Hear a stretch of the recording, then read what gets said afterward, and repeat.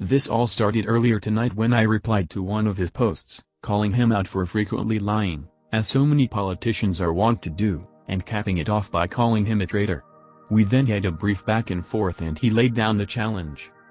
He wants us to go at it either in a ring or in a dojo. I told him to message me before he gets here so we can actually make this happen. I'm not sure if I'm in over my head or not, but I'm not about to back down.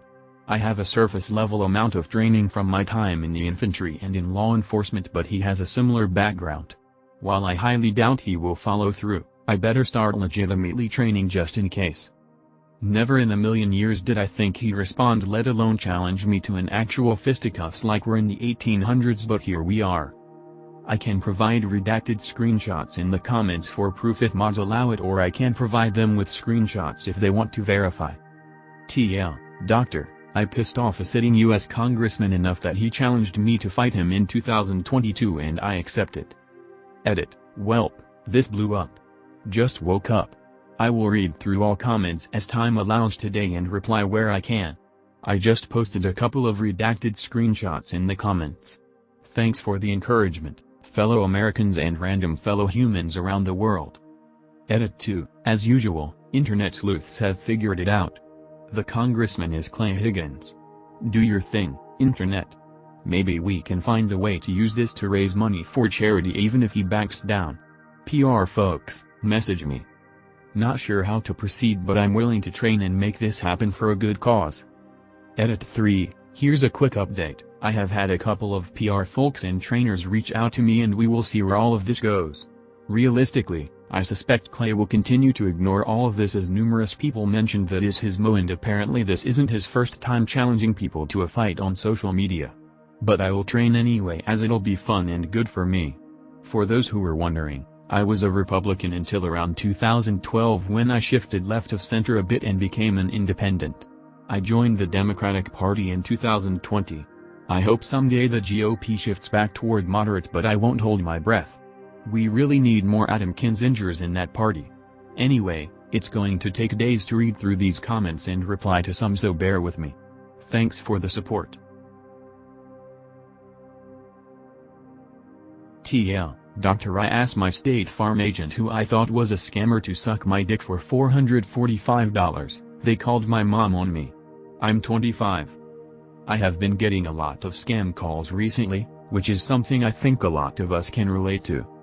Usually I ignore these calls, but recently I've started a new job and sometimes my coworkers call me to get in touch about something. Being new, I don't have everyone's name saved yet, so I've been forced to pick up a number of these calls for the possibility it could be a coworker.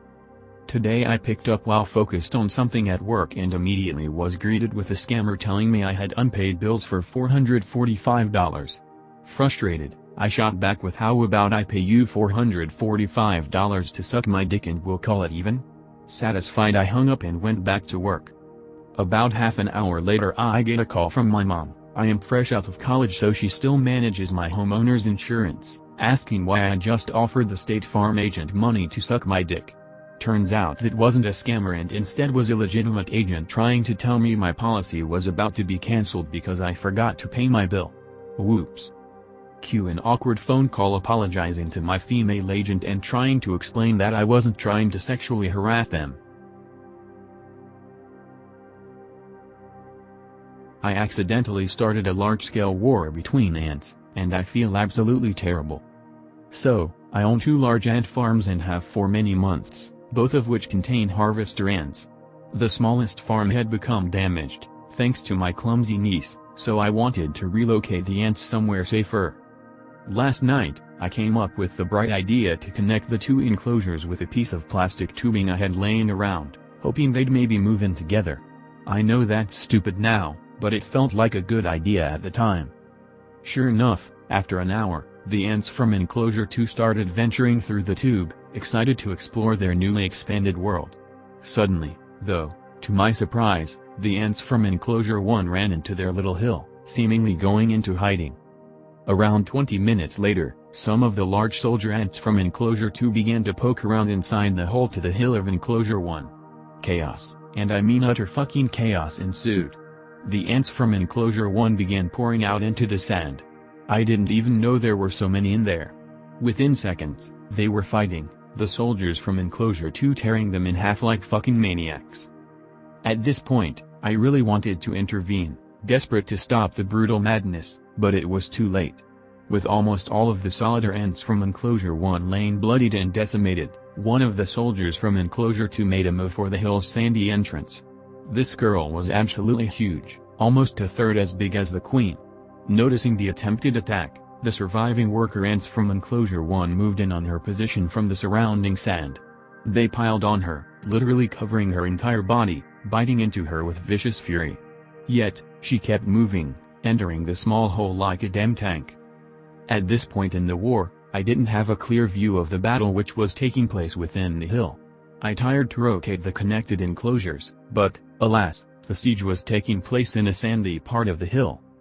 After around 10 minutes, I see the soldier ant from Enclosure 2's ass, backing out of the hole, one of her back left legs missing. To my absolute fucking horror, she begins to drag the queen out of the hole by her head.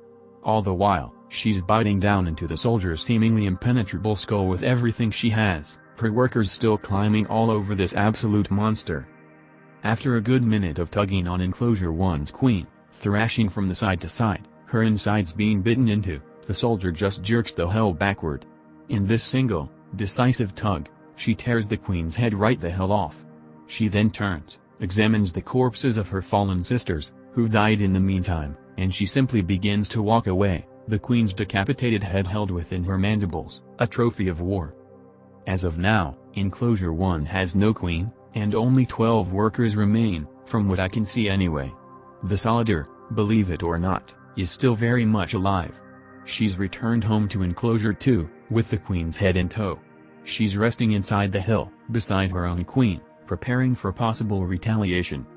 I've disconnected the two enclosures, but I honestly don't know what to do now. It's the most brutal thing I've ever witnessed, and I feel like I've just fucked up an entire world with nothing more than a bit of plastic tubing. TL, Doctor, I decimated an entire colony of ants by allowing another colony to behead their queen. I'll try and add pics when I get home from work. Update. Alrighty. Here's a pic of Enclosure 1's battlefield, and the many bodies, some of which have received a soldier's burial, many of the black spots further toward the hill. I've also added a pic of Kratos, the ant slayer, but she's currently in hiding, and a little tricky to see, you know, with the mass genocide and all. Her lil murderous ass is circled, next to her queen. Battlefield of the Dead Imgur.com web link. Kratos, Slayer of Ants Imgur.com web link. Sorry the pics aren't terribly dramatic lol. My phone's camera sucks. Also, I was being coy in some of my comments with regards to my writing, as I'm always deeply nervous about sharing stuff with the outside world, but I'm actually an author of horror, thrillers, and weird fiction. With that said, I don't know if I'm allowed to share my links here, but my pen name on Amazon is Jenna Walters. So, if you want to check that out, it's up to you. Screw it. If Kratos can slaughter an entire race, I can sneak in a link and toot my own horn. www.amazon.com web link. Thank you all so much for the kind words, premium, and awards. I hope you have an amazing day. I'm sorry I can't reply to all your comments. There's just too many, and the constant phone vibration is making my coworkers think I'm smuggling a sex toy. I didn't expect this post to blow the hell up like it did lol. I'll make sure to keep caring for my ants as best I can, while maintaining a healthy level of fear toward the one they call Kratos. Finally, I just wanted to say that you've all made my day. I expected to maybe entertain a few people with this story of events, but, damn. Also, yes, I know Kratos is a female. Update. Many of you kept asking for a short story retelling of these events, so I went ahead and did just that. You'll find the dramatic short story, flash fiction of Kratos, the Ant Slayer, below. www.reddit.com web link. We've been together a year and some change. Live together. She uses a flip phone for reasons that are too long to get into, so she will occasionally use my phone when she needs to check her email or download music. Back to my boss. I'm not going to lie y'all, I trashed my brain as a teenager. I have issues with memory, short and long. But today I woke up and was chilling for a bit while my girl was at work. Suddenly I thought, oh shit, what's my GF's birthday? I knew what month it was in, but I couldn't remember if it was the 8th or 9th. That's okay, I thought, I'll go dig around a bit. Surely there's some paperwork around the house that has her birthday on it. Spoiler, there wasn't. I'm definitely not asking her friends or family, as they'll surely tell her I forgot. So I do what any reasonable guy does, and I Google background check services. Enter her name and city, and for $7.99 I receive an email with every traffic ticket, address, and phone number she's ever had. Most importantly though, her birthday. I write her birthday down in a safe spot and then go back to chilling. All is well. I'm not a piece of shit boyfriend, what a relief. She gets home, our day is going well, when she asks to use my phone to read her email. I completely obliviously give it to her. She opens it, and immediately she sees a full background check on herself. I knew exactly what happened once her face changed. She immediately asked why I was background checking her, a year into our relationship, and then started getting emotional, asking if I didn't trust her, etc. This is the first relationship I've ever not had trust issues in, so I immediately confess that I am a dumbass. I forgot her birthday, and I paid $7.99 to get it, because her sister and friends would snitch on me. Lol. Luckily this isn't the first time I've came off as a total moron to her, so she believed me. But she is indeed also a bit upset I forgot her birthday. Next time something like this happens, I'm just admitting guilt, I think. I'm also sitting here and just realized I could have waited till she was asleep and checked her license.